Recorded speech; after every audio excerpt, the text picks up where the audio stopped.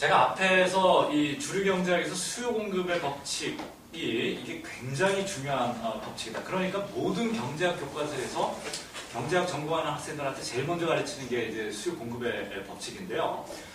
수요 공급의 법칙이 왜 중요하냐? 이게 주류경제학에서 가격의 결정과 변화를 설명하는 이론이기 때문에 그렇고, 그 다음에 이것을 통해서 결국은 시장에서의 또 자원 배분 메커니즘을 이 사람들이 설명하기 때문에 이제 그런 건데, 근데 이제 결국은 이 수요 공급의 법칙이 가격의 결정을 설명할 수 없으면 이 사람네들의 이론들이 반대로 깨지는 거죠. 그러니까 이 사람네들의 이론이 굉장히 엄밀하고 정밀하다라고 늘 스스로 이야기를 하지만, 논리적으로 봤을 때 수요 공급의 법칙이라고 하는 것이 결국 가격조차 설명할 수 없다라고 한다면, 이 사람네들은 사실상 그 현실을 설명할 수 있는 그 어떤 이론적 그 개념이나 틀도 안 가지고 있는 거나 사실은 마찬가지입니다. 그렇기 때문에 우리가 이 수요 공급의 법칙, 그래서 제가 수요 공급의 법칙이 과연 이 사람들이 이야기하는 것처럼 가격의 결정을 설명할 수 있는 이론이냐 라는 문제를 우리가 먼저 봐야 되는데요. 이게 사실은 제 핵심적인 문제이기 때문에 결론은 설명할 수 없다입니다. 설명할 수 없다요. 수요 공급의 법칙이 마치 가격을 결정하는 이론인 것처럼 많은 사람들이 받아들이고 있지만 설명할 수 없다. 그 근거는 이제 왜 그러냐면 이런 겁니다. 다들 아시는, 제가 그래프 하나만 이렇게 그려보면은요, 시장이라는 데가 이렇게 있어요. 시장이라는 데가 별게 아니라 이렇게 그냥 두 개의 축으로 이루어져 있는 그냥 이 그래프입니다. 이게 시장이에요. 근데 시장이 뭐로 이루어져 있느냐면 이제 상품량이라는 거하고, 이제 보통 상품량이라고 하는 걸 Q라고 이렇게 표현하거든요. 상품량과 가격으로 이루어져 있는 게 이제 시장이라는 공간인데, 이 사람네들에 따르자면 시장에는 이제 수요라는 게 이렇게 있다. 그죠? 다들 아시죠? 수요라는 게 있다. 근데 수요라고 하는 거는 가격과 수요량 사이에는 서로 반비라는 관계가 있다는 거야. 그러니까 가격이 비싸지면 사람들이 소비량을 줄일 거고, 가격이 저렴해지면 자신의 소비량을 늘릴 거다. 그러니까 수요 곡선은 이렇게 우리가 보통 우하향한다, 이렇게 오른쪽으로 이렇게 내려간다 이렇게 얘기를 하는데요. 우하향하는 모양의 수요 곡선이 존재한다라고 이야기를 합니다. 반대로, 그러니까 이거는 이제 소비자죠. 소비자들이 이런 수요 곡선을 갖는다라는 거예요. 시장에 있는 소비자들이 이런 수요 곡선을 갖고 있고, 반대로 시장에는 이제 생산자가 있는데, 생산자들은 이제 공급 곡선이라는 걸 갖는데, 공급 곡선이라고 하는 게 이렇게 우상향한다 이렇게 이제 이야기를 하죠. 그러니까 그 상품 가격이 비싸면 비쌀수록 생산자들은 더 많은 상품을 시장에다가 공급하려고 할 거다, 내놓으려고 할 거다. 그러니까 이제 보통 공급 곡선은 우상향한다. 그러니까 오른쪽으로 이렇게 올라가는 모양을 갖는다. 이렇게 이야기를 합니다. 그러니까 이게 이제 생산자 내지는 공급자가 갖는 이제 공급 곡선인데, 그러니까 시장 안에 이렇게 수요 공급이 존재한다는 거예요.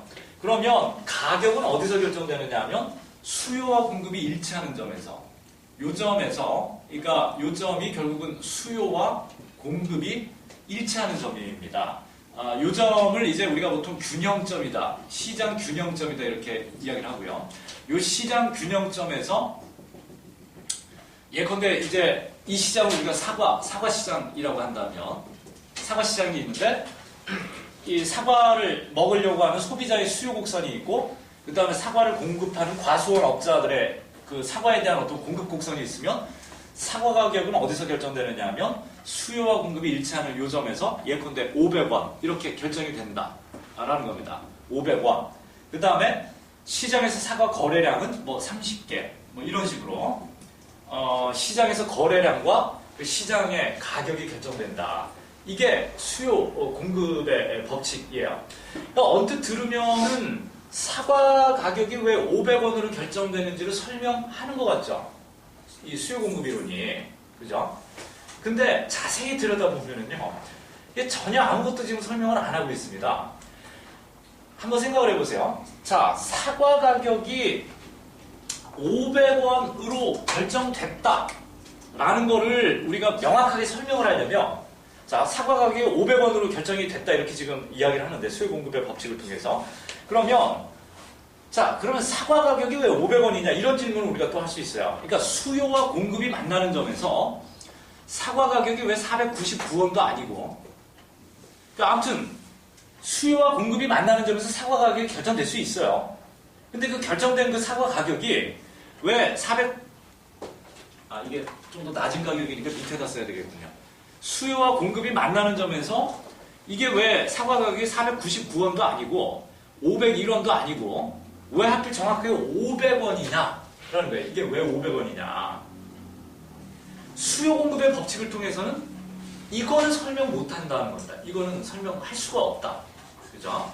그러니까 수요 공급의 법칙이 이야기하는 건 단지 뭐냐 하면 시장에 수요라는 게 있고 공급이라는 게 있는데 수요와 공급이라는 데서 그러니까 수요와 공급이 일치하는 점에서 보니까 500원 사과가 500원으로 거래가 되더라 라는 여기까지만 이야기할 수 있는 거야. 수요 공급의 법칙이. 그죠? 그러니까 수요와 공급이 일치하는 요 점에서 사과가 500원으로 거래가 되더라. 그러면 우리가 가격의 결정을 설명하려면 우리가 지금 설명하려고 하는 게 가격의 결정인데 가격의 결정을 설명하려면 왜 수요와 공급이 만나는 점에서 그 사과 가격이 501원도 아니고 499원도 아니고 왜 정확하게 500원이냐 이거를 설명해야 된다. 이거를 그렇잖아요. 수요와 공급이 만나는 점에서 사과가 499원 사과 가격이 499원일 수도 있죠. 501원일 수도 있습니다. 그죠? 근데 왜 이게 수요와 공급이 만나는 점에서 왜 이게 500원이냐 이거를 설명해야 된다는 거예요. 이거를. 근데 이거를 설명을 안 해요. 그냥 수요 공급의 법칙에 따르자면 수요와 공급이 만나는 점에서 사과가 그냥 500원에 거래되더라. 요 얘기만 지금 하고 있는 겁니다. 그죠? 그러니까 많은 사람들이 이 그래프를 보면 그냥 수요와 이 공급이 시장에 존재하면 자동적으로 가격의 결정은 수요와 공급을 통해서 우리가 다 설명할 수 있다 이렇게 생각을 하지만 사실상 가격이 왜 500원으로 결정된 건지에 대해서는 지금 이 수요 공급의 법칙은 아무런 이야기를 지금 안 하고 있다는 거야. 안 하고 있다. 그럼 한번 보세요. 이 문제가 이 문제를 조금 더 확장을 하면 우리가 어떤 문제로 이야기를 확장을 할 수가 있느냐 하면 지금 이제 제가 사과 시장을 이야기했지 않습니까? 그럼 예컨대 또 다른 시장이 있을 거예요. 빵 시장이 있을 거다. 빵 시장이 있을 거예요. 그러면 빵 시장에도 마찬가지로 이 빵에 대한 수요 곡선이 있을 거고 빵에 대한 공급 곡선, 제빵업자들의 그 빵에 대한 공급 곡선이 있을 겁니다. 그럼 이 사람들이 똑같이 마찬가지로 빵 시장에서 수요와 공급이 만나는 점에서 자 수요와 공급이 만나는 점에서 빵 가격이 100원으로 결정이 됐고 그 다음에 빵의 거래량이 뭐 예컨대 뭐 한 50개로 이렇게 결정이 됐다. 이렇게 이야기를 합니다. 그죠? 자 그러면 수요 공급의 법칙에 의해서 자 사과 시장에서 수요 공급이 일치하는 점에서 사과 가격이 500원으로 결정이 됐다. 빵 시장에서 수요 공급이 만나는 점에서 빵 가격이 100원으로 결정이 됐다. 그죠? 100원으로 결정이 됐다. 라는 이 얘기는 결국은 우리가 이 두 개의 시장을 묶으면 결국은 빵과 사과가 우리가 거꾸로 얘기하자. 사과와 빵. 사과와 빵이 교환이 되려면 사과와 빵이 교환이 되려면 이게 몇 대 몇의 비율로 교환이 돼야 된다라는 것만 지금 우리가 이야기하는 거예요. 사과 시장에서 사과 가격이 500원으로 결정이 됐습니다. 수요 공급이 일치해서 빵 시장에서 수요 공급이 일치해서 빵 가격이 100원으로 결정이 됐어요. 그럼 사과와 빵이 교환이 되려면 몇 대 몇의 비율로 교환이 돼요? 사과 하나에 빵 몇 개가 교환이 돼야 됩니까? 5개가 교환이 돼야 되는 거죠. 그죠? 그러니까 사실은 수요 공급 이론은 사과와 빵이 1대5로 교환이 된다라는 요 얘기만 하고 있는 거예요. 1대5로 교환이 된다. 시장에서 사과와 빵이 1대5로 교환이 된다. 요 얘기를 지금 수요 공급 이론이 하는 겁니다. 근데 빵과 사과가 교환되는 이 1대5의 비율, 이거를 우리가 보통 뭐라고 이야기를 하냐면 이거를 상대 가격비다. 그러니까 사과와 빵의 그 교환 비율을 우리가 상대 가격비, 이거를 막스는 뭐라고 불렀냐면 이거를 사과의 교환 가치다 이렇게 불렀습니다. 이거는 막스는 이거를 교환 가치라고 불렀어요. 그러니까 사과는 시장에서 빵과 1대5의 비율로 교환된다. 이 교환되는 비율을, 그러니까 두 상품이 교환되는 비율을 막스는 이거를 교환 가치라고 불렀습니다. 그러면 제가 아까 전에 수요 공급의 법칙이 뭐를 설명 못하느냐라고 제가 말씀을 드렸냐면, 왜 사과 시장에서 수요 공급이 일치하는 점에서 사과 가격이 501원이나 499원도 아니고 왜 500원으로 결정되느냐, 이거를 설명하는 문제가 중요한데 수요 공급 이론은 이거를 설명 안 한다라는 얘기를 했지 않습니까? 그럼 이 문제가 왜 중요해지느냐 하면, 결국 우리가 사과 시장과 빵 시장을 보면, 자, 사과 시장에서 사과 가격 500원으로 결정됐다, 빵 시장에서 빵 가격 100원으로 결정됐다, 따라서 사과와 빵은 1대5로 교환이 돼야 된다 라는 얘기만 지금 하고 있는 거거든요. 수요 공급의 법칙. 그러니까 두 상품의 교환 가치나 상대 가격비가 결정되는 것에 대해서는 이야기를 하지만, 그죠? 이 비율이 왜 하필 1대5냐에 대해서는 지금 설명을 안 하고 있다는 겁니다. 이 비율이 왜 1대5가 돼야 되느냐. 무슨 얘기인지 아시겠어요? 그러면 수요 공급 이론을 우리가 그냥 머리가 아프니까 그냥 빼버리고, 그럼 이 질문부터 할게요. 이거 막스 자본론 1권에 나오는 이야기인데, 1권, 막스 자본론 1권 제 앞머리에 나오는 이야기인데요. 지금 여러분들이 시장에 나가봤습니다. 시장에 나가보니까 사과와 빵이 1대5로 교환이 되고 있어요. 실제로 시장에서. 그러니까 복잡한 우리가 이론 다 빼고, 아무튼 시장에 나갔더니 사과 하나에 빵 5개가 지금 교환이 되고 있습니다. 실제로 시장에서. 그러면 우리가 이런 질문을 할 수 있죠. 사과와 빵이 왜 1대5로 교환이 되지? 이런 질문을 할 수 있잖아요. 하필 이게 1대 4.5도 아니고 1대 3.6도 아니고 왜 하필 이게 1대5냐라는 거예요. 이게 왜 1대5냐. 그죠? 그럼 이게 왜 1대5냐를 설명을 하려면 거꾸로 뭘 설명을 해야 돼요? 왜 사과 가격이 얼마에 결정됐는지를 설명해야 되는 거죠? 왜 사과 가격이 500원으로 결정됐는지 이거를 설명해야 되는 거죠? 이게 501원도 아니고 400, 한번 생각을 해보세요. 빵 가격이 예컨대 100원이 아니라 99원으로 결정이 되고요. 사과 가격이 500원이 아니라 501원으로 결정이 되면, 501원으로 결정이 된다면 사과와 빵의 교환 비율이 1대5가 됩니까? 안 됩니까? 만약에 사과 가격이 501원으로 결정이 되고 빵 가격이 99원으로 결정이 되면 사과와 빵이 시장에서 1대5의 비율로 교환이 돼야 안 돼요? 안 되죠. 정확하게 얘기하면 1대 5점 몇이 돼야죠? 501을 99로 나누면 어떻게 됩니까? 5.02. 예? 5.02. 예, 5.02? 어떻게 이렇게 계산이 빨라요? 예. 쉽게 얘기하면 예컨대 사과 가격이 시장에서 501원으로 결정이 되고 빵 가격이 99원으로 결정이 됐으면 그 교환 비율은 정확하게 1대5가 안 돼요. 1대 5.02가 되는 겁니다. 사과 하나에 빵 5개 하고 0.02개가 더 와야 돼요. 이게 정확한 계산입니다. 그렇잖아요? 그러면 사과와 빵이 왜 1대5로 교환이 되느냐가 설명이 되려면 이게 정확하게 설명이 돼야 된다는 겁니다. 수요와 공급이 만나는 점에서 왜 사과 가격이 500원으로 결정되냐, 이 문제가 설명이 돼야 돼요. 수요와 공급이 만나는 그 점에서 왜 하필 빵 가격이 정확하게 100원으로 결정이 됐느냐, 이게 설명이 돼야 됩니다. 근데 수요 공급 이론을 통해서 이게 지금 설명이 안 된다는 거야. 이거를 설명을 안 하고 그냥 수요와 공급이 만나는 점에서 500원으로 결정이 되더라. 그냥 500원으로 거래가 되더라. 수요 공급이 만나는 점에서 그냥 100원으로 거래되더라. 라고만 지금 수요 공급이 이야기를 하는 겁니다. 그죠? 그래서 막스에 따르자면 뭐라고 이야기를 하냐면 이런 거예요. 내가 시장에 나가봤더니 사과와 빵이 1대5로 교환이 됩니다. 그러면 왜 하필 사과와 빵이 1대5로 교환이 되는 거지?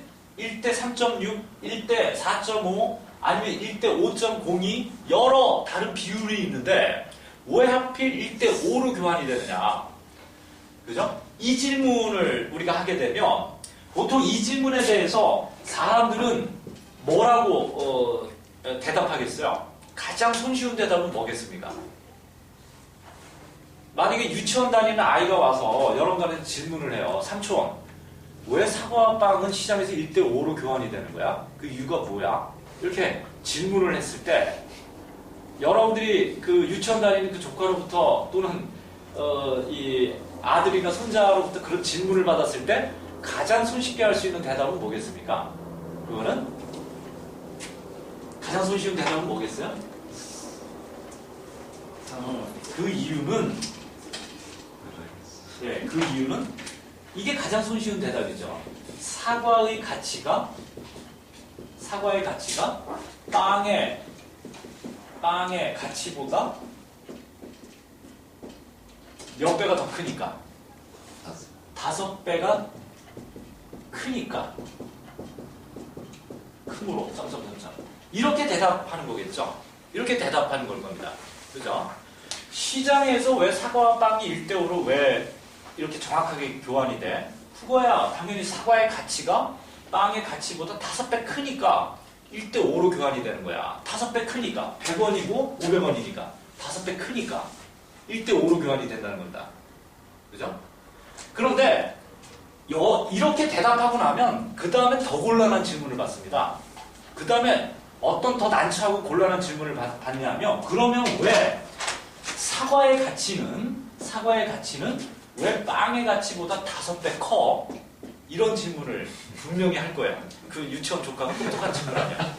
그렇지 않겠습니까? 그러니까 나는 다 설명했다라고 생각을 했는데 사과와 빵이 이게 왜 1대5로 교환이 돼? 그거는 사과의 가치가 빵의 가치보다 5배 크니까 그렇지. 자, 봐. 시장에서 이건 500원이고 이건 100원이니까 사과의 가치가 빵의 가치보다 5배 더 크잖아. 그러니까 이게 1대5로 교환이 되는 거야. 이렇게 대답을 해줬어요. 나는 다 설명했다고 생각했습니다. 근데 저보다 더 똑똑한 유치원 조카가 아주 핵심적인 질문을 던져요. 그러면 사과의 가치는 왜 빵의 가치보다 5배가 큰 거야? 이게 설명이 돼야 될 거 아니야. 그죠?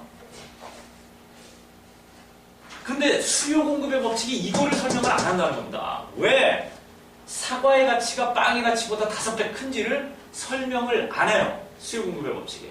그냥 5배 크다. 이렇게만 이야기를 하는 겁니다. 수요와 공급이 만나는 점에서 결정된 사과의 가격이 수요와 공급이 만나는 점에서 결정된 빵의 가격보다 5배 높게 결정됐다까지만 이야기를 해요. 그러니까 사과와 빵은 1대5로 교환이 되는 거다. 요 얘기까지만 하는 거다라고요. 수요 공급의 법칙이라는 게.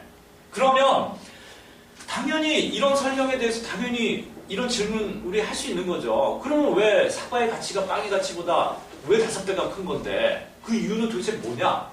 이런 질문을 할 수 있잖아요. 송하동 학생이 왜 5배가 큰 거예요? 사과의 가치가 빵의 가치보다. 모르겠죠.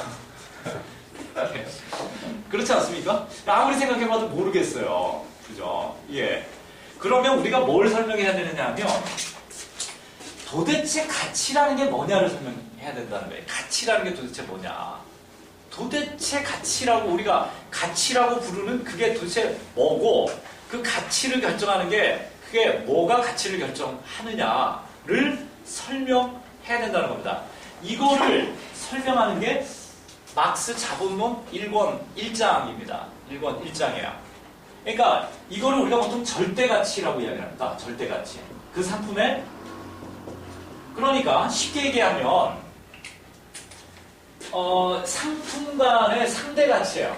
이 상대가치라는 게 결국은 상품 간 교환되는 그 교환가치라는 거지 않습니까? 막스가 얘기했던. 그러니까 상품들끼리 교환되는 어떤 특정 비율이 설명이 되려면 반드시 뭐가 설명이 돼야 되느냐 하면 그 상품들 각각이 갖는 절대가치가 설명이 돼야 됩니다. 절대가치. 그 절대가치라는 게 뭐냐면 이거예요. 사과가 500원. 사과가 500원이라는 게 이게 사과의 절대가치. 이거 사실은 명확하게 얘기하면 이건 절대가치는 아닌데요. 화폐 가격이기 때문에 이것도 상대 가격이긴 한데, 아무튼 화폐라는 가치 척도로 표현했을 때 사과의 절대가치는 500원이고, 화폐라는 절대 그 가치 척도를 통해서 측정했을 때 빵의 절대적 가치 크기는 100원이라는 거예요.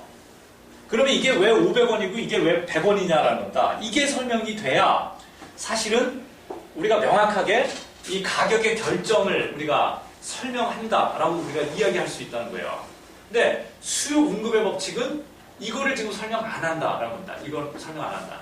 그래서 수요 공급의 법칙이라는 거는 뭐만 설명하는 이론이냐면 상대 가격비의 결정만 설명하는 이론이야. 상대 가격비의 결정만 설명하는 이론이 수요 공급 이론입니다. 상품의 절대 가치나 절대 가격의 결정은 수요 공급의 이론이 설명하지 않아요. 설명하지 않습니다. 그렇기 때문에 엄격하게 얘기하자면 수요 공급 이론은 가격 결정 이론이라고 얘기할 수 없습니다.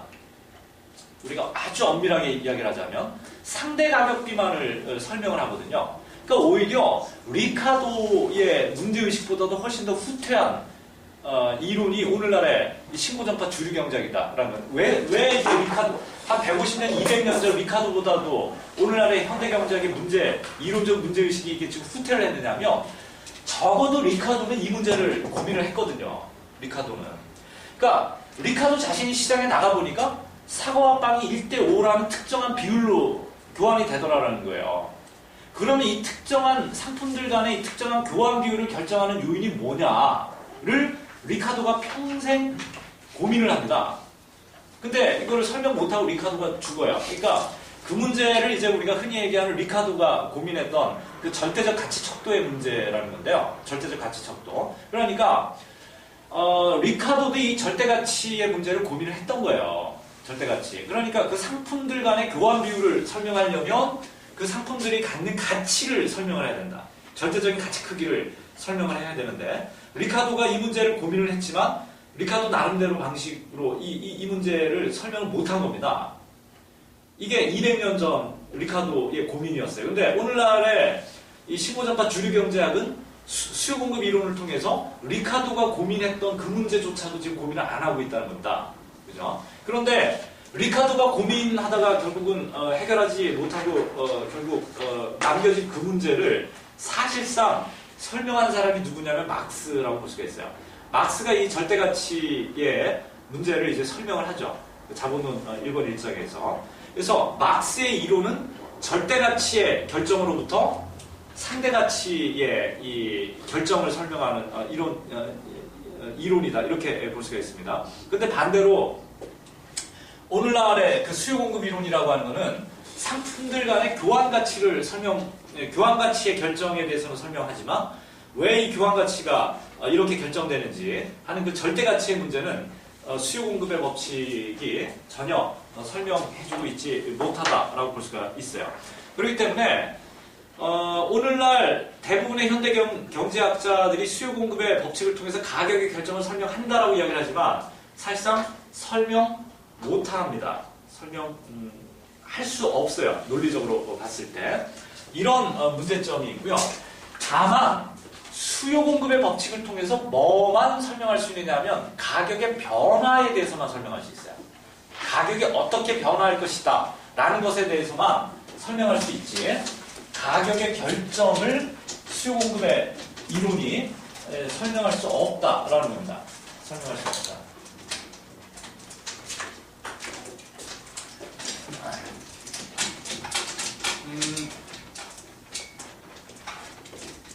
그래서 이런 측면에서 현대경제학의 가격 이론은 굉장히 불완전한 가격 이론이다. 그 불완전한 그 설명 방식만을 제공해주고 있다라고 이야기할 수 있습니다. 그러니까 당연히 현실을 설명 못하는 거예요. 그러니까 현실 경제를 구성하고 있는 가장 기본적인 경제 변수인 가격을 지금 설명을 못하기 때문에 현대경제학이 가격을 명확하게 설명하지 못하는 이 이론이 현실의 경제적 문제를 정확하게 설명한다라고 하는 게 사실상 불가능한 겁니다. 근데 이거를 때려 죽여도 지금 주류 경제학자들은 지금 인정을 안 해요. 네, 그게 더 문제입니다. 그러니까 이게 솔직하게 말씀드리면 이론적 논쟁이 안 됩니다. 주류 경제학자들하고는요. 그러니까 왜 이론적 논쟁이 안 되느냐면 이런 식의 문제 제기를 그 사람네들이 아예 상대를 안 하려고 하고요. 왜 그러냐면 상대해봤자 자기네들 이론이 틀렸다라는 것만 계속 이게 명확해지기 때문에 그 자신들의 이론 틀에 대해서 문제 제기하는 것에 대해서 전혀 반응을 안 합니다. 이 주류 경제학자들이. 그렇기 때문에 사실은 그래서 이제 우리가 오늘날 이 신고전파 경제학의 일종의 이론적 도구마다 이렇게 그냥 믿는 거예요. 그게 잘못된 건지 맞는 것인지를 논증하거나 따져보려고 하지 않고 그걸 그냥 하나의 신앙으로 그냥 믿어버리는 겁니다. 이 오늘날의 현대 경제학자들이. 그러니까 이게 지금 신고전파 경제학의 가장 큰 문제라고 볼 수가 있어요. 그 이론적 교조주의죠. 교조주의가 뭐 말도 못하게 강합니다. 우리가 교조주의 그러면 뭐 김일성주의, 스탈린주의를 얘기하는데 신고전파 경제학 이 교조주의 따라갈 만한 교조주의는 없어요. 이 세상에. 네, 엄청난 도구마입니다. 네, 그 다음에 이 수요 공급 이론이 갖는 또 다른 문제가 있는데요. 어떤 문제가 있느냐면 이런 겁니다.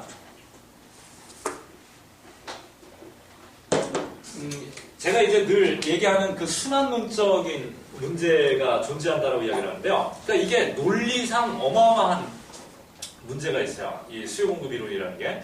그러니까 논리상 어떤 문제가 있느냐 하면 제가 다시 한번 수요 공급 곡선을 그려보겠습니다. 자, 사과 시장이 있었는데요. 자, 사과 시장에 소비자들의 수요 곡선이 이렇게 존재하더라. 그 다음에 생산자들의 공급 곡선이 존재하더라. 그래서 수요와 공급이 만나는 점에서 사과 가격이 뭐 예컨대 500원으로 이렇게 결정이 되더라. 이게 이 사람네들의 설명 방식이에요. 그 다음에 거래량은 30개라. 그리고 이렇게 결정이 된다. 그러면 이 사람네들이 가격을 설명하는 데 있어서 중요한 거는 수요를 설명하고 공급을 설명해야 되잖아요. 그죠? 수요와 공급이 가격을 결정하는 거니까. 그럼 이 사람네들 논리 그대로 가격의 결정을 설명하려면 우선 선행되어야 되는 게 뭐냐면 수요를 설명할 수 있어야 되고 공급을 설명할 수 있어야 됩니다. 그럼 수요는 왜 존재하는 건데 공급은 왜 존재하는 건데 이렇게 이거를 설명할 수 있어야 돼요. 먼저. 그럼 이 사람들이 이걸 설명하려고 합니다. 어떻게 설명을 하느냐 하면 이 수요 곡선의 존재죠. 왜 시장에서 수요 곡선은 이렇게 반드시 우하향하는 모양으로 존재할 수밖에 없느냐. 그거는 소비자들이 효용을 극대화하려고 하기 때문에 그렇다. 그러니까 소비자의 효용 극대화라고 하는 이 문제를 가지고서 수요 곡선의 존재를 설명하려고 해요. 주류 경제학에서. 뭐 이 구체적인 얘기는 제가 지금 할 수가 없습니다. 이 시간 제약하고 그다음에 이게 원체 복잡한 이야기이기 때문에. 근데 아무튼 소비자들이 상품을 소비하는 목적이 자신의 효용이라는 게 이게 만족감이잖아요. 그러니까 상품을 소비함으로써 느끼는 어떤 주관적인 만족감을 효용이라고 얘기를 하는데요. 주관적 만족감입니다. 주관적 만족감으로써 효용을 극대화하고자 한다면 반드시 시장에는 이렇게 우하향하는 수요 곡선이 존재할 수 있다는 겁니다. 그 다음에 생산자들이 자신의 이윤을 극대화하고자 한다면 생산자들의 이 이윤 극대화 과정을 통해서 시장에는 반드시 이렇게 우상향하는 모양의 공급 곡선이 존재할 수 있다는 것을 그 사람네들이, 그러니까 현대 주류 경제학자들이 나름대로 증명해서 보여줘요. 그래서 소비자의 소비 목적이 효용 극대화에 있고 생산자가 상품을 만들어내는 그 목적이 이윤 극대화에 있다면 시장 안에는 반드시 수요 곡선이 존재하고 공급 곡선이 존재할 수 있다는 겁니다. 그리고 시장 안에 수요 곡선과 공급 곡선이 존재하면 반드시 그 두 곡선의 교점은 반드시 존재하기 때문에 그러니까 당연히 시장 가격은 반드시 결정되게 돼 있다. 이렇게 이제 설명을 하거든요. 이렇게 설명을 합니다. 주류 경제학에서. 자, 그런데 이러한 설명에 어떤 문제가 있느냐면요. 이런 겁니다. 자, 보세요. 먼저 소비자가 효용을 극대화하려면요. 소비자가 효용을 극대화하려면 시장 가가지고 일단 상품을 사서 써야 될 거 아닙니까? 그래야 자신의 효용을 극대화할 거 아니에요. 그러면 소비자가 도대체 내가 몇 개의 사과를 먹어야 나의 효용이 극대화되는지를 알려면 먼저 뭐에 관한 정보를 이미 알고 있어야 돼요. 가격에 관한 정보죠. 여러분들이 내가 지금 시장 가서 도대체 사과를 몇 개 먹어야 나의 효용이 극대화되는지에 대해서 여러분들이 실제로 계산을 해보려면, 그죠? 먼저 가격에 관한 정보를 알고 있어야 되잖아요. 지금 사과가 얼마인지를 알아야 내가 지금 시장에 가서 내가 사과를 몇 개 먹을 건지를 여러분들이 결정을 할 거 아니에요. 그렇잖아요. 사과에 관한 정보를 아무것도 몰라요.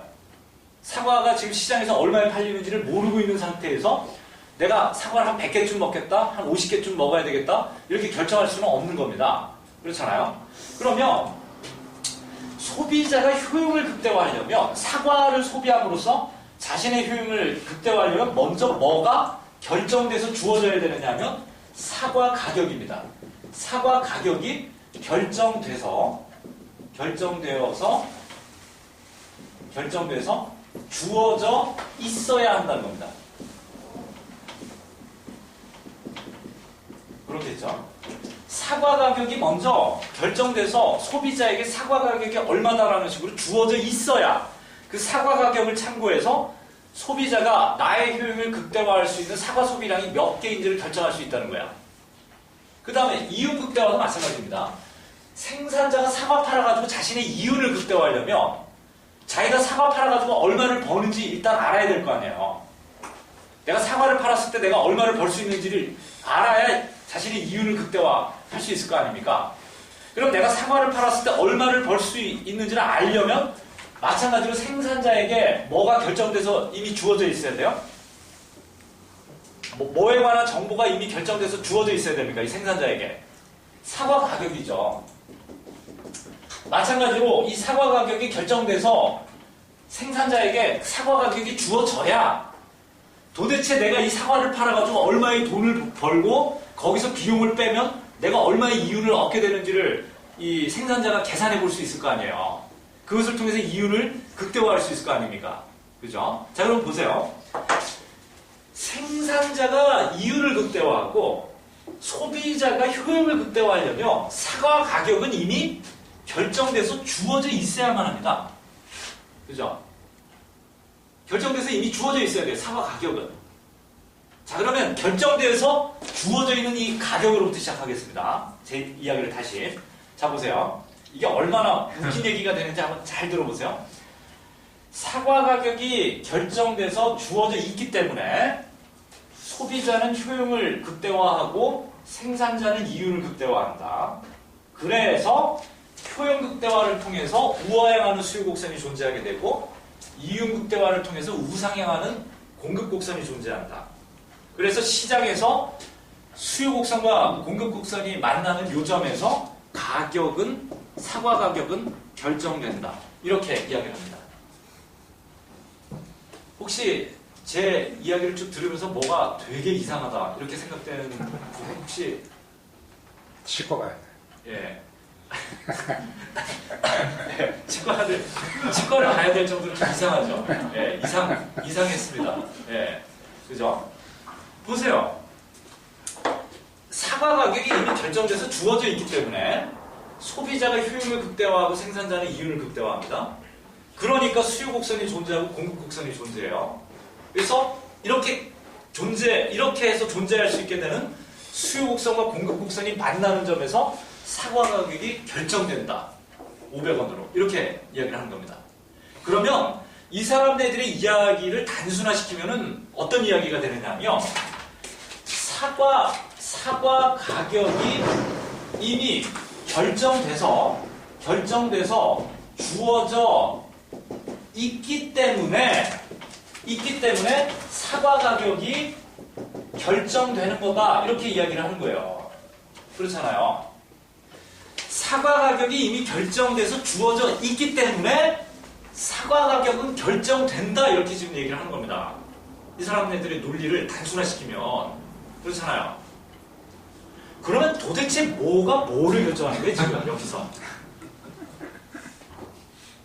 그럼 여기서 도대체 뭐가 사과 가격을 결정하는 겁니까? 사과 가격이 사과 가격을 결정하는 거예요, 결국은. 그렇잖아요.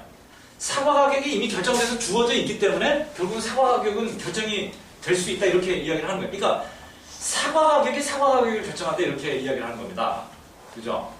이거를 논리학에서 보통 뭐라고 얘기를 하냐면 이거를 우리가 순환론이다, 이렇게 이야기를 합니다. 이게 논리학에서 얘기하는 순환론이야. 가장 안 좋은 뭡니까? 이 논리가 순환론이죠. 그러니까 우리가 옛날에 누구라고 얘기하지? 그 사람은 누구죠? 이 뻔지르르한 말로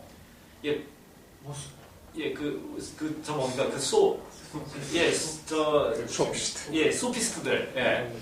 이게 이 소피스트들의 논리가 전형적인 순환론들이잖아요. 거의 대부분 보면. 그러니까 막 뭔가를 막 교묘하게 막 멋있게 설명하는 것 같은데 자세히 집에 가서 곰곰이 혼자 생각해보면 이게 도저히 말도 안 되는 이야기를 그냥 말 그대로 막 뻔지르르하게 한 겁니다. 그죠? 그러니까 쉽게 얘기하면 지금 오늘날의 이 주류 경제학의 가격 이론이 결국은 이게 순환론이요. 사과 가격이 사과 가격을 결정하는 겁니다. 사과 가격이 결정돼서 주어져 있어야 사과 가격은 결정이 될 수 있어요. 그죠? 그러면 우리가 보통 순환론이라고 하는 거는 우리가 뭐를 순환론이라고 얘기를 하냐면 원인 결과가 끊임없이 순환하는 논리예요. 끊임없이 순환하는 이러한 논리를 우리가 보통 순환론이다, 이렇게 얘기를 합니다. 그러니까 순환론을 가지고서는 어떤 인과관계를 설명할 수 없어요. 뭐가 원인이고 뭐가 결과인지를 분명하게 설명할 수 없습니다. 순환론의 논리를 가지고서는.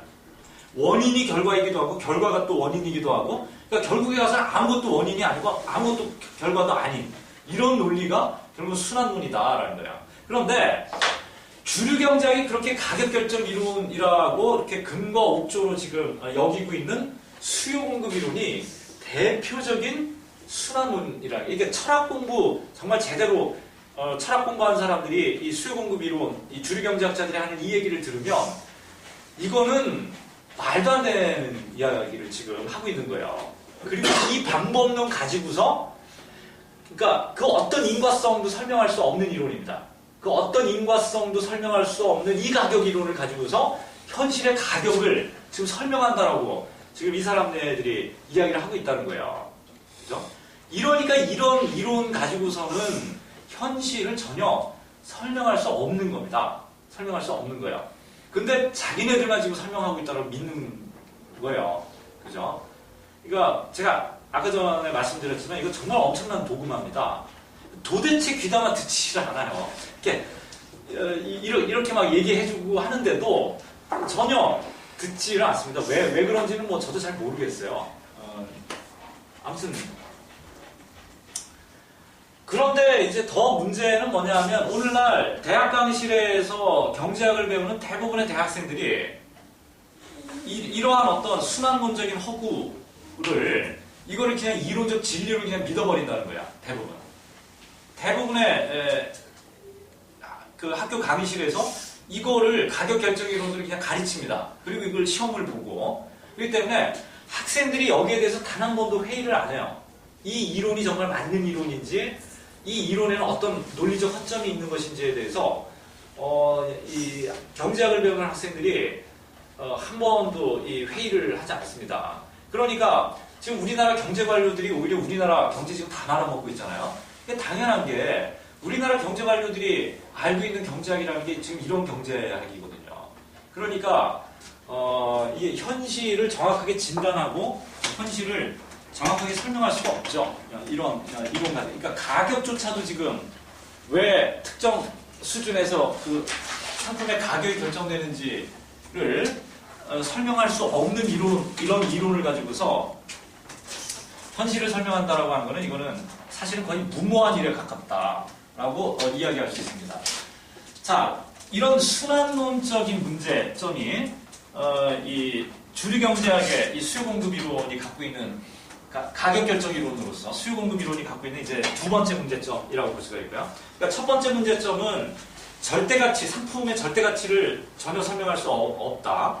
그러니까 상대가치만을 설명하지 그 상대가치를 설명하기 위한 상품의 절대가치를 주류경제학의 가격이론으로서 설명할 수 없다는 거하고 두 번째는 이들의 가격이론 자체가 순환론이라는 겁니다.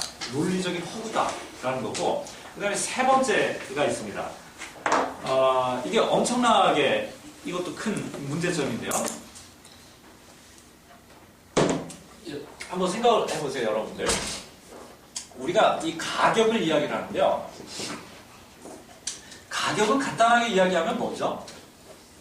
그러니까 그냥 우리가 직관적으로 그냥 쉽게 얘기하면 뭡니까? 가격이라고 하는 거는 비용에다가 그 상품을 만들어내는 데 들어간 비용에다가 뭐를 더해놓은 게 가격입니까?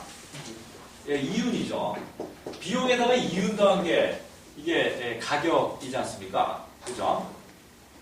비용에다가 이윤을 더해놓은 게 이게 가격인데요.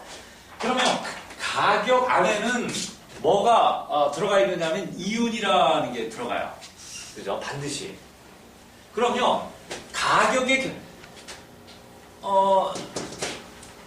우리가 가격의 결정을 설명하려면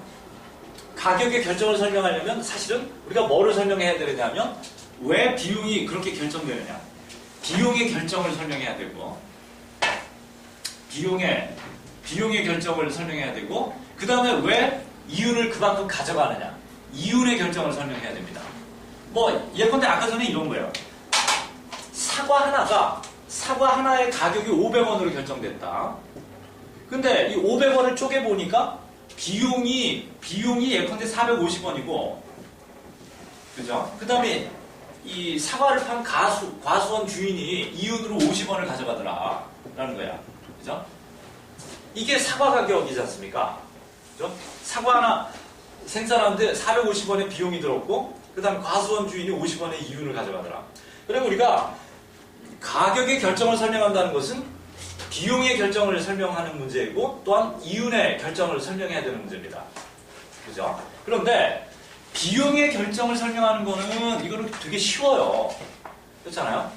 그 사과 하나 생산하는 데 들어간 우리가 비용 리스트를 쭉 꼽아보면 우리가 비용이 왜 그렇게 결정되는지를 설명하는 건 쉽습니다. 예컨대 사과 하나 만드는데 비료가 얼마가 들어갔고, 그죠?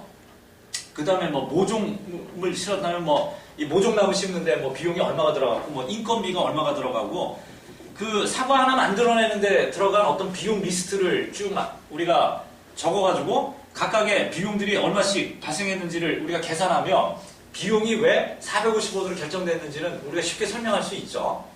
그죠? 그런데 이거는 어떻습니까? 그래서 아무튼 450원의 비용을 들여서 사과를 하나 만들었는데 이걸 500원에 팔면서 과수원 주인이 그냥 50원 그냥 먹더라라는 거예요. 그럼 과수원 주인은 왜 50원을 왜 먹냐? 이거. 그죠? 얘 이거 왜 50원을 왜 가져가느냐? 이거를 설명하는 일은 어떻습니까? 이거를.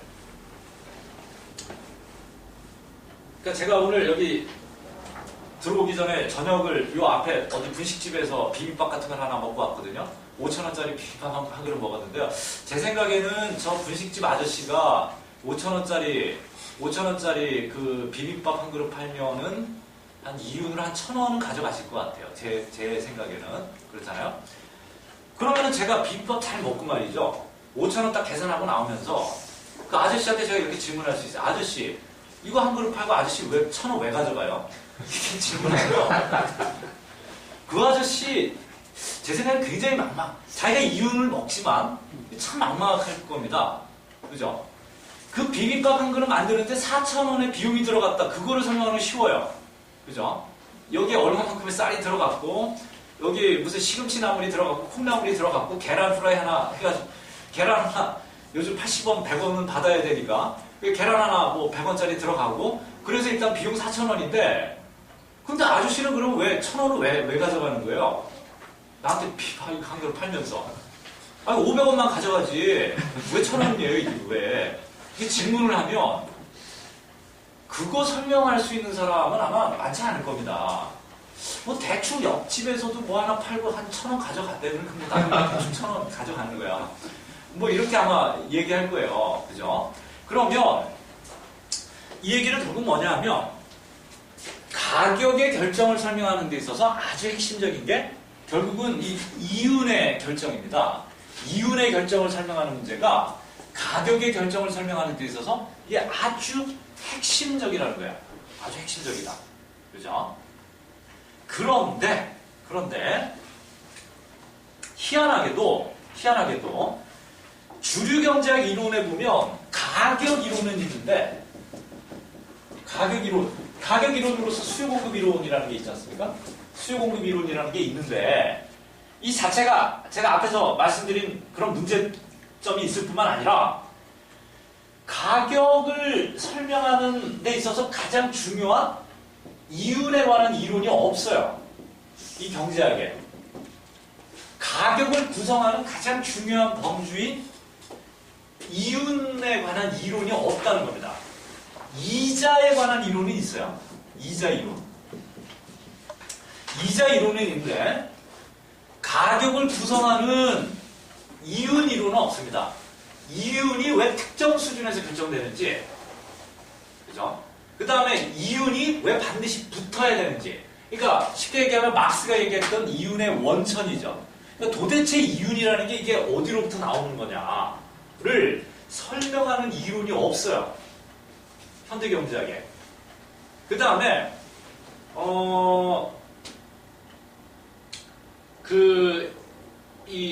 뭡니까? 이게 사실은 가격의 정확한 식인데 비용 플러스 이윤. 이거는 상식적으로 우리가 누구든지 지금 다 쓰고 있는 가격 식이잖아요.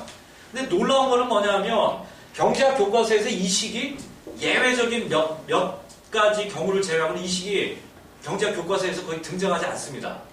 그러니까 오늘날 현대경제학에서는 가격을 비용 플러스 이윤이라는 식으로 설명을 안 해요. 그러니까 이윤이라는 범주를 애써 외면을 합니다. 애써 외면을 해요. 그러니까 이 식 자체를 교과서에서 지금 잘 소개를 안 한다는 거야. 그냥 가격이라고 하는 거는 그냥 P 이렇게 씁니다. 근데 이 가격의 구성 요소가 뭐냐? 그 가격의 가장 중요한 구성 요소로서 이윤이라고 하는 걸 우리가 어떻게 설명해야 되느냐? 라고 하는 거는 오늘날 현대경제학이 좀 설명하지 않는다는 거죠. 그죠? 그러니까 당연히 이윤을 설명 못하니까 당연히 뭐를 설명할 수가 없어요? 가격을 설명 못하는 겁니다. 그죠? 그러니까 왜 이윤 50원이 그러니까 비용 450원에 대해서 왜 이윤 50원이 붙어야 되는지를 설명을 못하니까 왜 사과 가격이 499원도 아니고 예컨대 이윤이 50원이 아니라 49원이었다면 사과 가격은 499원이 됐을 거 아니에요. 수요 공급이 만나는 점에서. 그죠? 근데 이윤이 정확하게 50원이니까 사과 가격은 지금 500원이 되는 거거든요. 그죠? 그러니까 가격의 결정을 설명하려면 우리가 이윤의 원천을 설명하고 그 다음에 이윤에 관한 이론이 있어야 되는데 오늘날 현대경제학에서는 이윤에 관한 이론이 없다는 겁니다. 그렇기 때문에 사실상 오늘날 현대경제학은 가격의 이 결정을 사실상 설명하고 있지 못하다 이렇게 이야기할 수 있습니다. 설명하고 있지 못하다. 그 다음에 수요 공급의 법칙과 관련돼서 지금 시간이 많이 됐는데요. 딱 하나만 더 이야기하겠습니다. 자, 수요 공급의 법칙과 관련돼서 하나만 제가 더 이야기할 거는 뭐냐면요. 자, 따라서 자 보세요. 주류 경제학의 가격 이론은 자, 주류 경제학의 가격 이론은 결국은 수요 공급 이론인데요. 수요 공급 이론이 주류 경제학의 가격 이론인데, 그러니까 시장에서 결정되는 그 가격은 수요 공급을 통해서 설명한다는 겁니다. 따라서 이 수요 공급 이론에 따르자면, 자, 그러므로 이 수요 공급으로 설명되는 가격 이론에 따르자면, 따라서 어떤 상품의 정당한 가격입니다. 정당한 가격. 우리가 이거를 보통 영어로는 just price라고 얘기를 하는데요. 정당한 가격. 이 수요 공급 이론에 따르자면 시장에서 어떤 특정 상품이 거래되는 가장 정당한 가격은 결국은 어떤 가격이 그 상품의 정당한 가격이 되는 거겠어요? 저스트 프라이스가 되겠습니까? 일치하는 수준에서 결정된 가격. 그러니까 그게 결국은 시장 균형 가격입니다. 시장 균형 가격이야. 그죠? 그러니까 이 사람들에 따르자면 시장 균형 가격이 그 상품의 가장 정당한 가격이야. 왜? 시장에서 결정된 가격이니까. 그죠? 그리고 이 시장 균형 가격이라고 하는 것은 수요와 공급이 일치하는 수준에서 결정된 가격입니다. 그죠? 이 수준에서 결정된 가격이 그 상품의 가장 정당한 가격입니다. 저스트 프라이스야. 이 저스트 프라이스에 관한 질문은 이게 굉장히 오래된 질문인데요.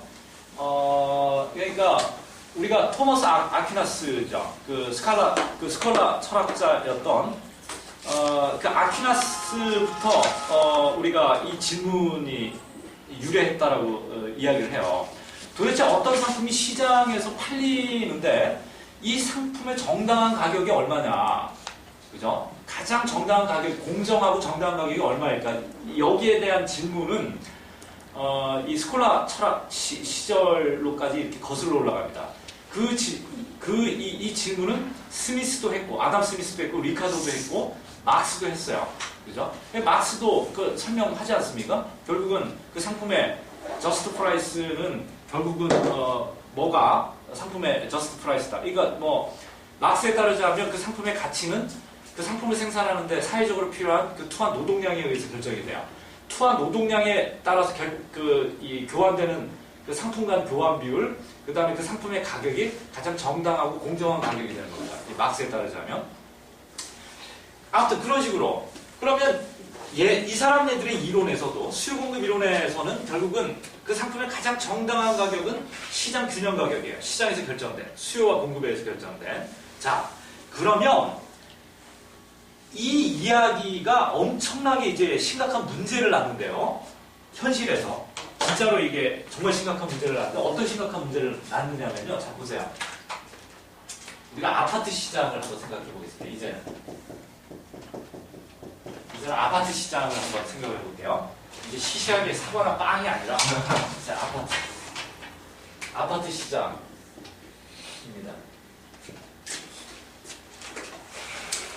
자, 아파트 무슨 거래량이 있을 거고 시장에서 거래되는 아파트 수량이 있을 거고 아파트 가격이 있을 텐데요. 아파트 가격이 있습니다. 제가 일단 그래프 그리기 전에 우리나라 한번 보세요. 우리나라 한번 보면 제가 옛날에 알던 실제 사례 가운데 어떤 사례가 있냐면 지금부터 한 10년 전인데요. 지금은 저기 서울 반포 지역이 지금 다 재개발 다 끝났잖아요. 그래서 반포 지역을 지금 강남터미널 옆에 있는 반포 지구 가보면은 지금 다 고층 아파트 20층 넘는 고층 아파트들이 들어섰지 않습니까? 근데 그 20층 고층 아파트 들어서기 전에 거기 반포에는 대부분 저층 주공 아파트들이 많았거든요. 5층짜리 주공 아파트 단지였는데, 근데 거기 재개발 들어가기 전에, 그러니까 한 10년 전쯤, 10년 더 된 것 같은데요. 90년대 IMF 나오고 얼마 한 1998년쯤이었던 것 같습니다. 이쯤에 그 반포 그 주공 아파트 단지에 있는 25년인가 된 25년 된 18평짜리 아파트가 당시에 얼마에 거래가 됐느냐면 이게 진짜입니다. 15억에 거래가 됐어요. 18평짜리 아파트가 15억에 팔렸습니다. 그래서 이게 한번 신문에 한번 난 적이 있어요. 이 90년대 말에. 그때 이제 막 반포에 이 재개발 이야기 한참 막 시작이 되던 고무렵이거든요. 그때 실제로 반포 주공아파트 단지에 있던 25년 정도 된, 지은 지 한 25년 정도 된 18평짜리 아파트가 15억에 팔렸습니다. 거래가 됐어요. 지금 어떻습니까? 별로 안 놀라시네요. 25년 된 25년 된 18평짜리 아파트가요, 15억이에요, 15억. 15억. 안 놀라는 게 아니고 알고 있으니까 그런 거 아니에요. 이미 다 알고 계셔가지고 안 놀라시는군요. 저도 다 갖고 있어요.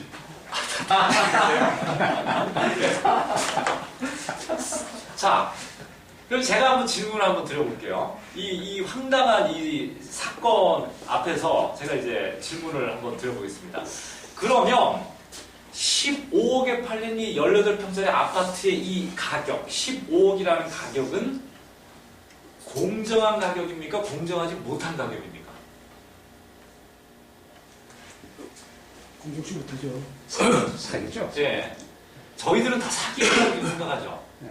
그죠? 예. 사기라고 생각을 합니다. 근데 수요 공급 이론에 따르자면 이건 정당한 가격이에요.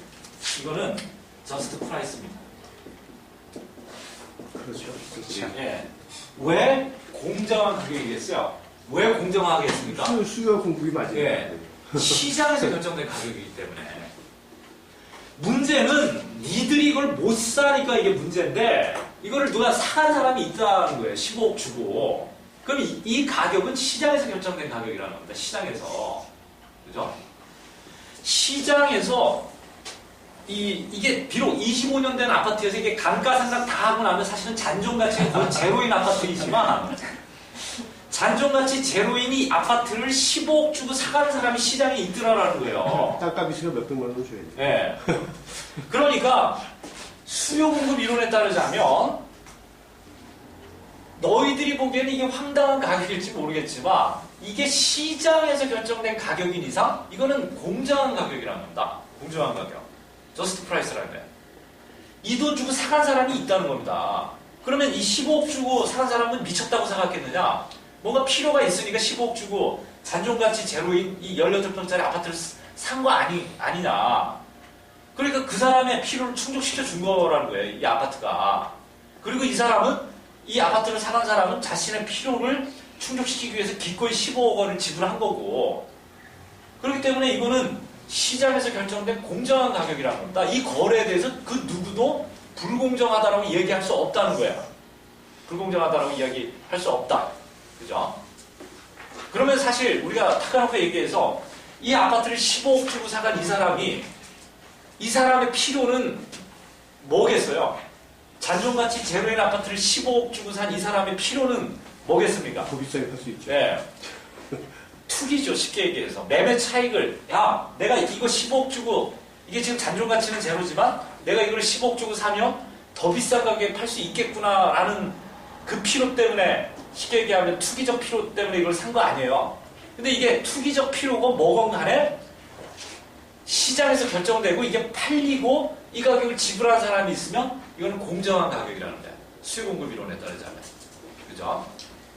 자, 그러면 수요공급 이론이 현실에서 정말 왜 문제냐라는 게 이제 명확해지는 건데요. 이런 겁니다. 요즘도 그렇잖아요. 아파트 가격이 계속 오릅니다. 특히 서울 지역 같은 경우 이거는 거의 미친 수준이에요. 전 세계적으로도. 그렇잖아요. 전세가도 지금 뭐 엄청나게 오릅니다. 그죠? 그러면 우리 특히 그 노무현 정부 때 한번 생각을 해보세요. 노무현 정부 때 아파트 가격이 거의 미친 듯이 올랐잖아요. 그래서 노무현 정부 때 처음 그 강남 지역에서 아파트 평당 분양가가 1,500만 원을 그때 이제 처음 넘겼어요. 노무현 정부 집권기 때. 그죠? 지금 이제 강남 지역은 지금 아파트 분양가가 거의 막 2,000만 원, 막 2,500만 원씩 하는데 그때 1,500만 원을 그 노무현 정부 때 처음 넘겼습니다. 아무튼 우리나라 이렇게 부동산 시장 역사상 처음으로 평당 1,500만 원 이상 넘어가는 아파트들이 막 쏟아져 나오고 막 이랬었어요. 그러니까 도저히 일반 사람들이 살 수 없을 정도로 아파트 가격이 계속 치솟습니다. 그럼 당연히 아파트를 정말 필요한데 내 집이 필요하니까 많은 사람들이 아파트가 필요하지 않습니까? 정말 필요한데 그 아파트를 살 수 없는 사람들이 있어요. 그죠? 그럼 이 사람들이 질문할 거 아니에요. 도대체 왜 아파트가 이렇게 비싸냐? 그죠? 그래서 그때 많은 사람들이 제기했던 문제가 뭐예요? 결국은 분양 원가 공개하라는 거예요. 분양 원가. 그죠? 난리 났어. 그러니까 우리가 오케이 이 비싼 가격 지불하고 아파트를 사라고 한다면 오케이 그 비싼 가격 지불하고 살아도 사겠는데 근데 이유는 알고서 사야 되는 거 아니냐는 거예요. 그죠? 이유는 알고서 왜 우리가 이렇게 비싼 가격을 주고 이 아파트를 사야만 하는지 그 이유는 알고서 우리가 그 돈을 지불하든가 해야지 왜 이 아파트 가격이 이렇게까지 비싼지 아무도 모르고 그냥 그 가격 지불하라고 그러니까 그냥 그 가격 지불하고 지금 사야 되는 이 상황이면 이건 뭔가 비정상적이고 뭔가 불공정하다라는 거예요. 그러니까 분양원가 공개하라고 그러지 않았습니까? 분양원가 공개하라고 그랬더니 일단 이 건설업체들이 뭐라고 그랬습니까? 분양원가 공개하라고 그랬더니 시장을 파괴시키려면 예 뭐라고 치 그렇죠. 이 건설업체들 이야기는 분양원가는 기업 비밀이기 때문에 공개할 수 없다가 이 건설업체들의 그 공식적인 답변이었고, 그러니까 일반 소비자들이 청와대에 찾아간 거 아니에요. 그래서 노무현 찾아가가지고 정부가 어떤 어떤 압력을 가해서라도 좀 분양원가 공개해라, 공개하도록 조치를 좀 취해달라 이랬더니 그때 노무현이 했던 얘기가 이미 권력은 시장으로 넘어갔다고. 문제적인 사례다가 나중에 끝이 그러는 선무당. 예. 그러면서 결국은 나중에 건설업체들이 하는 얘기가 결국 뭐냐면 아파트 가격이 이렇게 올라가는 거는 아무 문제가 없다는 거예요. 시장경제체제 하에선. 그죠? 시장경제체제 하에서 아파트 가격은 시장에서 결정되는데, 그죠? 이 높은 가격에도 아파트를 사는 사람이 있다는 겁니다. 그죠? 아무도 이 가격에 사는 사람이 없다면 당연히 아파트 가격은 떨어질 거다. 근데 이 높은 가격에도 아파트를 사는 사람들이 있기 때문에 아파트 가격이 그렇게 형성되고 결정되는 거다라고 이야기를 하는 거죠. 그러면서 이제 방금 전에 선생님께서 말씀하신 것처럼 건설회사들이 뭐라고 얘기를 했냐면 그럼에도 불구하고 분양원가 공개를 주장하는 사람들이 있다면 그 사람은 시장경제를 부정하는 사람들이다. 이게 빨갱이라는 거죠. 분양원가 공개를 주장하는 사람들은 시장경제 원리를 부정하는 이 사회주의자거나 물론 사회주의자들이죠. 사회주의자이건 빨갱이들이에요. 시장경제 원리를 부정하는. 그러니까 시장경제에서 원가를 공개한다는 거 이거 있을 수 없다는 거야. 원가를 공개한다는 거야. 그러니까 결국은 시장에서 결정된 그 높은 모든 아파트 가격은 다 정당한 가격이야. 수요 공급 이론에 따르자면. 그죠? 그러면 이 사람들이 아파트 가격이 이렇게 끊임없이 계속 치솟는 현상을 얘네들은 어떻게 설명하느냐, 수요 공급 이론에 따르자면 결국은 말 그대로 수요 공급으로 설명하죠. 그러니까 처음에 균형점이 이렇게 결정이 됐는데 근데 수요가 는다. 수요가 늘면 균형점, 시장 균형점이 변해서 가격이 오른다라는 겁니다. 가격이 오른다. 그죠? 근데 여기에 또 수요가 또 더 늘어나면 다시 시장 균형점이 또 변해서 또 가격이 또 오른다라는 겁니다. 이래서 지금 아파트 가격이 지금 계속 오른다는 거예요. 그러니까 얘네들 결국 뭡니까? 얘네들 대책이 결국 뭐예요? 결국 아파트 가격 떨어뜨리려면 어떻게 해야 된다는 거야? 공급을, 그러니까 얘네들 맨날 나와서 그 백분 토론이나 이런 데 보시면 말이죠. 부동산 문제 가지고 토론할 때 저 뭡니까? 무슨 주택 무슨 연구원이죠? 주택산업연구원. 그게 사실은 그 건설업체들이 돈 대가지고 만든 연구원이거든요. 그러니까 건설업자들 이해관계를 전형적으로 대변하는 연구소인데 거기 있는 그 연구 위원이고 부동산 전문가라는 사람들 나와서 100이면 100 다 하는 얘기가 무조건 다 공급 늘려야 된다는 거잖아요. 근데 공급을 늘리는데 그 공급을 늘리는 주체가 누구예요? 건설업자들 아닙니까, 결국은. 그러니까 아파트 가격이 오르고 그러니까 공급 늘려야 되니까 건설업자들이 아파트 더 지어야 되고 그러면 누군가는 또 계속 사주니까 아파트 가격이 또 계속 오를 거고 그러면 건설업자들이 또 공급을 늘려야 되는 거고 그럼 건설업자들만 계속 돈 버는 겁니다. 그죠? 그래서 결국은 공급 늘리라는 거예요. 그러니까 정부도 유일한 대책이라고 내놓는 게 결국 공급 늘려야 된다는 거고 그 다음에 우리나라에서 부동산 전문가라는 사람들이 결국은 하는 얘기가 공급 늘려야 된다는 겁니다. 근데 아파트 공급이 얼마나 많이 늘었어요. 지금 서울 뭐 대부분의 지역 지금 다 밀어버리고 이제 더 이상 뭐 재개발하거나 이럴 지금 뭐 땅이 없는 거 아닙니까? 그죠? 그러니까 지금 거의 아파트, 이 서울 지역 거의 대부분을 지금 다 아파트로 뒤덮을 정도로 지금 아파트 공급을 늘렸는데 아파트 가격은 지금 계속 뛴다는 겁니다. 그죠? 아파트가 남아 도는데. 예. 그렇죠. 지금 주택 보급률은 100%가 넘어요. 거의 넘죠, 120%. 예, 우리나라 지금 주택 보급률은 110%인데요. 보급률은 110%인데, 그러니까 우리나라 전체 가구 수보다 주택 보급량이 지금 더 많습니다. 10% 지금 더 오버됐어요. 근데 자가 보유율은 지금 50%입니다. 자가 보유율은 지금 50%거든요. 그러니까 전체 가구 가운데 절반도 지금 아직 자기 집을 못 갖고 있다는 얘기예요. 아파트, 그러니까 주택 보급률은 지금 110%인데. 이게 이거 공급 늘려봤자 실수요자들은 이 늘어나는 아파트를 사실상 소유를 못 한다는 겁니다. 그죠? 근데 아무튼 이렇게 결정된 이 모든 시장 가격이 결국은 다 이게 정당한 가격이라는 거예요. 수요 공급 이론에 따라 시장에서 결정된 가격이기 때문에 이게 다 정당한 가격이라는 겁니다. 근데 문제는 뭐냐면 여기 수요가 늘어서 아파트 가격이 이렇게 뛰었다라고 얘기를 하는데 그럼 이 수요 가운데는 좋은 수요가 있고 나쁜 수요가 있을 거 아니에요. 좋은 수요는 정말 자기 집이 필요해서 그 집을 자기 주택으로서 그 아파트를 구입하려는 사람일 거고 나쁜 수요는 어떤 사람들이겠어요? 투기꾼들이겠죠. 그러니까 수요 공급 이론은 말이에요. 좋은 수요와 나쁜 수요를 구분하지 않습니다. 투기 수요도 그냥 수요예요. 그죠? 그래서 투기 수요 때문에 시장 가격이 뛰어도 그거는 정당한 가격입니다. 정당한 가격이에요. 그죠? 그러면 이게 어떤 문제를 낳느냐 하면 아파트와 같은 이런 자산 가격입니다. 아파트와 같은 이런 자산 가격의 끊임없는 상승. 자산 가격의 아파트와 같은 자산 가격의 끊임없는 상승이죠. 상승을 이 수요 공급 이론이 정당화 시켜준다는 거예요. 정당화 시켜준다. 그죠? 자산 가격의 끊임없는 시장에서의 자산 가격이 끊임없이 상승하는 이런 현상들을 오히려 수요 공급 이론은 정당화 시켜줘요. 그게 다 저스트 프라이스다. 수요가 있기 때문에 자산 가격이 이렇게 뛰는 거다. 그죠? 이걸 다 정당화 시켜줍니다. 이 이론 자체가. 그러면 여러분 다 아시겠지만 자산 가격이 끊임없이 상승하는 이런 현상을 우리가 경제학에서 이걸 뭐라고 얘기를 하죠? 이거를 거품이라고 이야기합니다. 이게 거품이에요. 경제적 거품.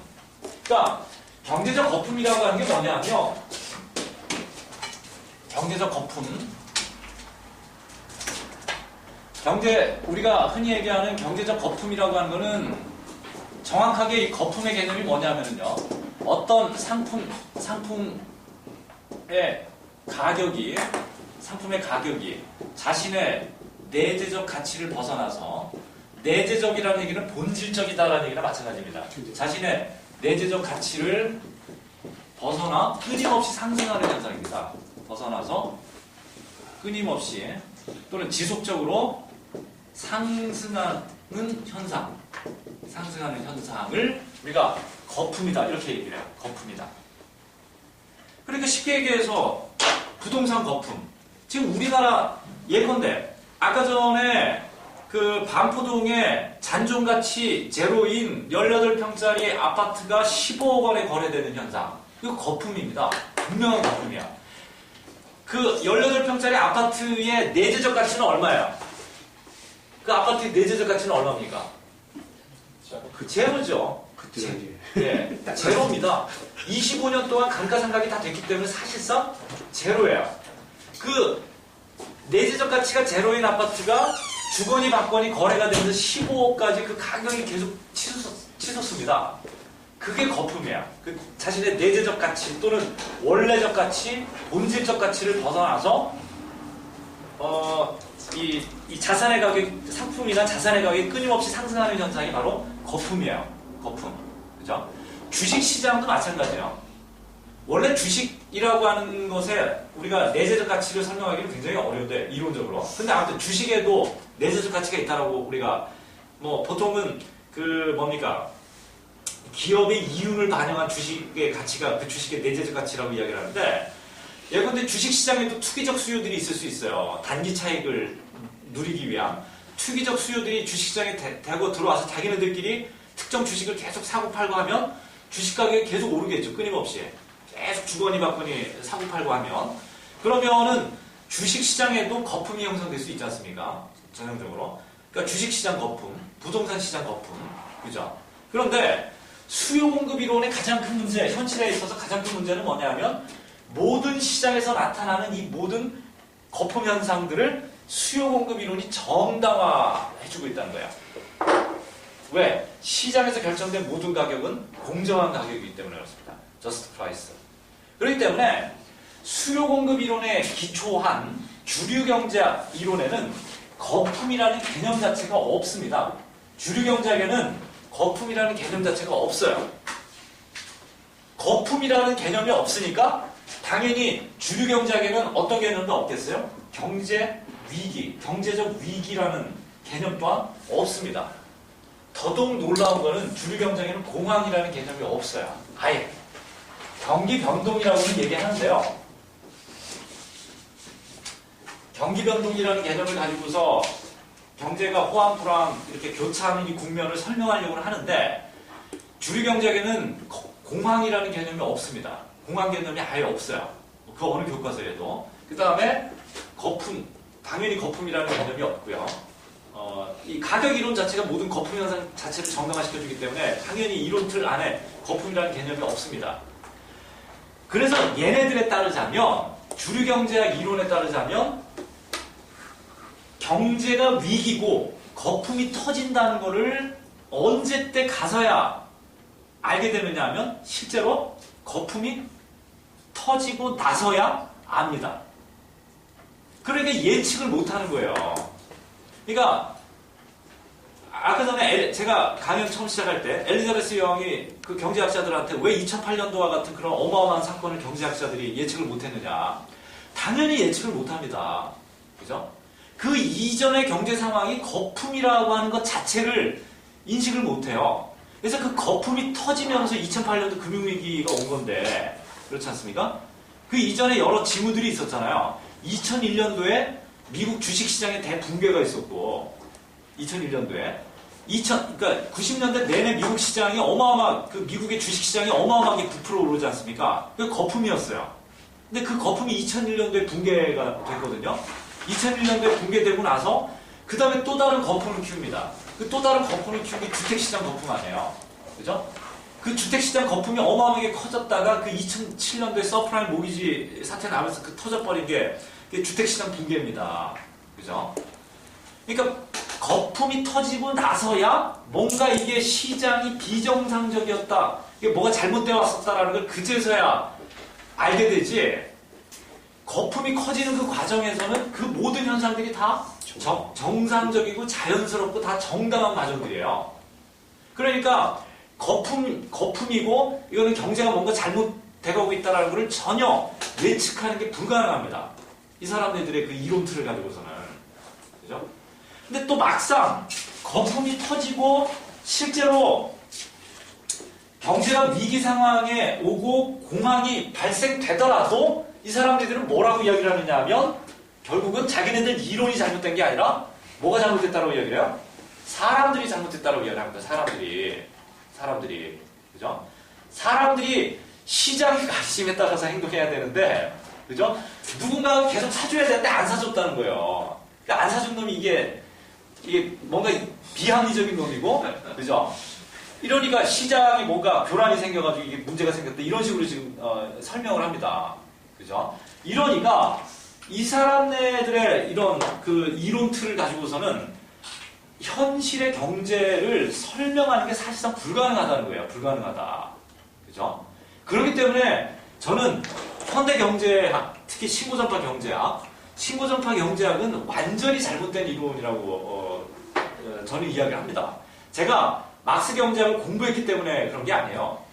이들 이론에 대해서 제가 무슨 어떤 시기심, 질투심이 있어가지고 얘네들은 지금 잘 나가는데 막스 경제학은 쪼그라져 있고 제가 그렇기 때문에 시기, 질투심 때문에 제가 신고전파 경제학 잘못됐다라고 제가 비난하는 게 아니에요. 객관적으로 논리상 지금 잘못됐어요. 그 다음에 현실 설명력을 가질 수 없는 이론 틀입니다. 이 사람들의 그 이론 틀이라는 게. 그죠?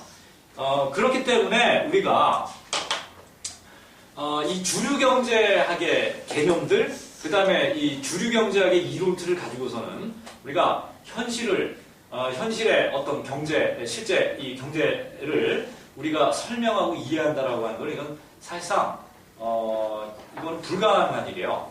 그래서 여러분들 가운데 실제로 말해요. 주변에 경제학 공부, 특히 주류경제학 공부를 많이 한 사람들하고 한번, 대화를 한번 나눠보십시오. 그러니까 주류경제학 쪽으로 공부해서 석사학위 따고 박사학위 받은 사람들하고 이야기를 해보세요.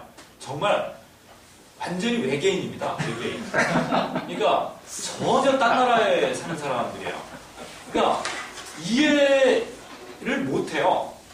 왜 이런 질문을 하고 이런 문제 제기를 하는지 이해를 못합니다. 이해를 못할 뿐만 아니라 이 질문하는 것 자체를 비합리적이다라고 보통 생각들을 해요. 이 사람들이 주류경제학을 많이 공부하고 열심히 공부하는 사람들일수록 그러니까 이 주류경제학을 공부하면 공부할수록 점점 이 사람들의 그 사고틀 자체가 현실과는 괴리되고 유리될 수밖에 없는 겁니다. 유리될 수밖에 없는 거예요. 그죠? 그렇기 때문에 우리가 이 경제학 이론의 갱신입니다. 그러니까 주류의 이 경제학, 주류의 경제학 자체가 바뀌지 않으면 경제학이 이 현실을 설명한다라고 하는 것은 이거는 지금으로서는 사실상 불가능하다 이렇게 이야기할 수 있을 것 같습니다. 그런 측면에서 마르크스 경제학이 이 오늘날의 그 주류 경제학의 신고전파 경제학을 대신할 수 있는 가장 사실은 강력한 그 이론적 대안 가운데 하나다 이렇게 말씀드릴 수 있을 것 같습니다. 마지막으로 제가 참고로 하나만 더 말씀을 드리면서 이 경제학의 역사에서 지금까지 경제학의 역사에서 독자적인 가격 이론을 갖고 있는 학파는 딱 3개 학파인데요. 경제학의 역사에서 정말 별의별 이론가들이 있었고 그 다음에 별의별 학파들도 많지 않습니까? 근데 그 수많은 경제학파, 경제학자들 가운데에서 독자적인 가격 이론, 독자적 가격 이론을 갖고 있는 학파는 딱 3개 학파입니다. 하나가 마르크스 경제학이 그렇고요. 마르크스 경제학이 여러분들 다 아시다시피 독자적인 가격 이론, 독자적인 가치 이론을 갖고 있습니다. 그러니까 여러분들 절대 오해하지 마시길 제가 바라는 거는 마르크스 경제학하면 많은 사람들이 막스는 무조건 착취만 이야기했다. 그죠? 그러니까 혁명을 위해서 착취만 이야기했다. 이렇게 이야기하는 사람들이 있는데 만약에 막스가 오직 혁명을 목적으로 해서 그냥 착취만을 이야기했다면 막스 경제학은 이미 소명을 했을 겁니다. 이런 이론적 생명력을 가질 수가 없어요. 그러니까 뭔가 자본주의 경제를 설명하는데 이론적 적합성이 있다는 겁니다. 제대로 설명을 한다는 거예요. 이론적으로. 이러니까 여전히 마르크스 경제학이 그 수많은 지난 한 150년 기간 동안 그 수많은 시기와 질투, 그 다음에 왕따를 당하지 않았습니까? 이 마르크스 경제학이. 그럼에도 불구하고 이론으로서 살아남은 거예요. 뭔가 이론적 유용성이 있기 때문에 그렇습니다. 현실을 정확하게 설명해내는 이론적 유용성이 있기 때문에 마르크스 경제학이 지금까지 살아남은 것이지. 이게 뭔가 혁명적, 그러니까 프로파간다입니다. 프로파간다로서 이게 막스 이론이 의미가 있다. 여러분들이 절대 그렇게 생각하시면 안 됩니다. 예, 그래서 독자적 가격 이론을 갖고 있는 이론 체계는 마르크스 경제학이 그렇고, 그 다음에 이제 제가 지금까지 말씀드린 신고전파 경제학이 그렇고요. 이게 이제 오늘날의 이제 주류 경제학이고요. 그 다음에 이제 마지막 하나가 이제 그 스라파 경제학입니다.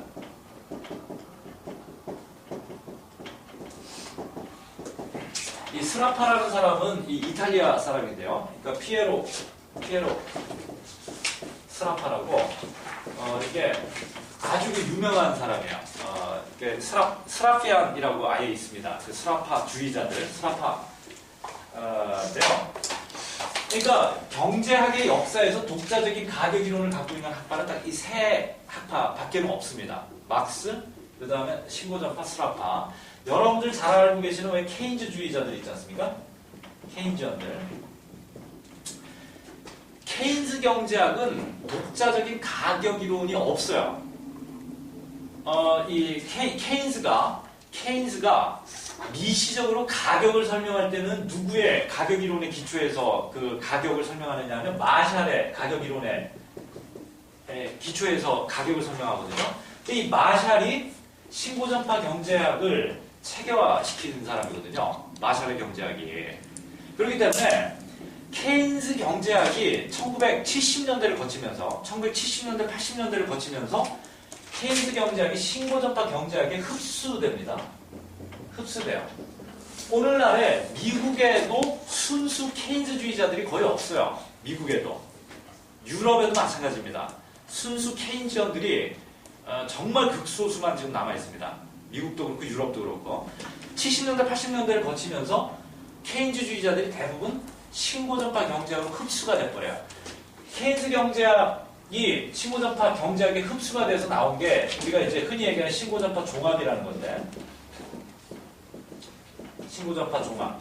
그러니까 가격이론, 미시이론은 신고전파 미시 가격이론을 쓰고 거시이론은 케인즈적인 거시이론을 써가지고 이거를 미시적 이론틀과 거시적 이론틀을 하나의 단일한 이론틀로 결합시키려고 했던 게 신고전파 종합이라는 건데 이 신고전파 종합 체계를 만들어낸 사람이 앞에서 이제 제가 이야기했던 사무엘슨이라는 사람이고 근데 아무튼 이 사무엘슨을 통해서 결국은 신고전파가 케인지언으로 흡수된 게 아니고 거꾸로 케인지언이 신고전파 경제학으로 흡수됐다 이렇게 볼 수가 있습니다. 그럼 여기서 제가 왜 이 말씀을 드리느냐 하면 가격을 설명하는 이론이 이만큼 중요하다는 거예요. 이만큼 중요하다.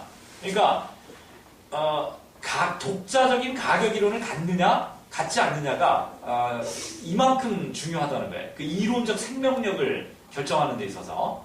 그래서 여러분들 마르크스 경제학이 이게 조만간 없어질 것 같죠? 이거 절대 없어지지 않습니다. 마르크스 경제학은. 그러니까 많은 사람들이 1991년에 그 소비에트가 붕괴하면서 마르크스 경제학도 끝났다라고 얘기하는 사람들이 있었는데 저는 전혀 그렇게 생각하지 않았어요. 마르크스 경제학은 이건 끝날 수가 없어요. 왜? 신고전파 경제학의 이 대안으로서 대안 담론 이론으로서 가장 강력한 가격 이론을 갖고 있는 이론 체계가 마르크스 경제학이에요. 가장 강력한 그 가격 이론 또는 가치 이론 체계를 갖고 있는 경제학이 마르크스 경제학입니다. 그렇기 때문에 마르크스 경제학의 이런 독자적인 가치 이론과 가격 이론이 남아있는 한 그 다음에 여전히 자본주의, 사회주의 붕괴와는 별개로 자본주의가 지속하는 한 자본주의 사회 속에서 마르크스 경제학은 여전히 생명력을 가질 수밖에 없는 경제학입니다. 케인지언들은 달라요. 케인지언들은 독자적인 가격 이론이 없기 때문에 이걸 흡수돼 버리는 겁니다. 그죠? 그렇기 때문에 마르크스 경제학이 어떤 이데올로기적인 지형 이런 것에 의해서 그냥 이론적으로 소멸하고 없어지고 어디로 흡수되고 하는 이런 어떤 이론 체계가 아니라는 거죠. 그만큼 이 경제학의 역사에 있어서 마르크스 경제학이 갖고 있는 이론적 독자성은 굉장히 강력한 것이다. 이렇게 제가 이야기할 수 있을 것 같습니다. 말씀드릴 수 있을 것 같습니다. 이런 측면에서 사실은 제가 지금까지 말씀드린 이렇게 문제가 많은 신고전파 경제학에 대해서 가장 그 강력한 어떤 그 대안적 이론이죠. 대안적 이론이 또한 마르크스 경제학이다. 이렇게 말씀드릴 수 있을 것 같습니다. 그래서 이 가운데 지금 이제 마르크스 경제학을 공부하고 있는 이제 저희 대학원생들도 있는데요. 그래서 여러분들 정말 열심히 공부해야 됩니다. 그래서 결국은 이론이 부실해지게 되면 현실을 설명하는 이론이 부실해지면 그 다음에 이 이론이 현실을 정확하게 설명할 수 없게 되면 결국 불행해지는 것은 대중들이 불행해집니다. 정말로. 그래서 이론을 하는 사람들이 자신의 어떤 개인적인 호기심, 그 다음에 개인적인 이론적 성과에 대한 어떤 욕심 이런 것도 중요하지만 이론하는 사람으로서 그 대중들에 대한 어떤 책임의식을 분명히 가져야 된다는 거죠. 그죠? 그래서 이론이 현실을 설명하지 못하고 그 다음에 거꾸로 이론이 현실을 왜곡하게 될 때 오히려 그 모든 그 고통과 피해는 그게 결국은 대중들에게 돌아갈 수밖에 없다는 겁니다.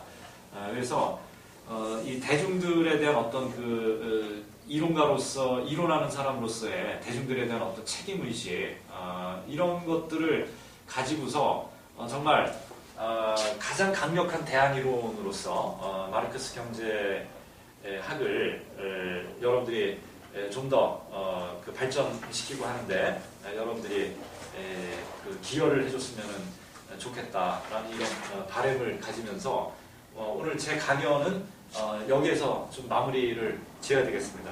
더 좀 드리고 싶은 말씀이 있지만 이제 도저히 지금 시간이 이제 많이 돼서 여기까지만 말씀을 드려야 될 것 같습니다.